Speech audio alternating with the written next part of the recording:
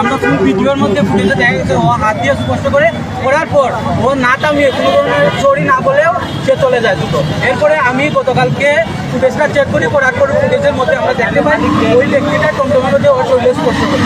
তারপর আমরা আজকে সকালবেলা ওকে ধরতে পারি। এখন আমরা পুলিশের কাছে নিয়ে যাচ্ছি। দাদা আপনার মেয়ে কোনদিন ঘটনাটা করছে? 7 তারিখ।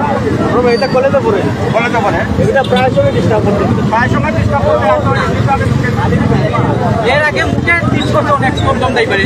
এর আগেও যখন স্কুলের দিকে ওখানে একটা মিটিংয়ে পড়ে ওইখানে যাওয়ার সময় 2-3 দিন আমার বলছে যে ওইরকম যে টমটম ড্রাইভারে বাজে মন্তব্য করে আসার সময়।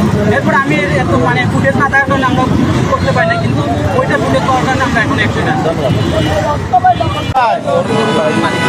বাড়ি কই?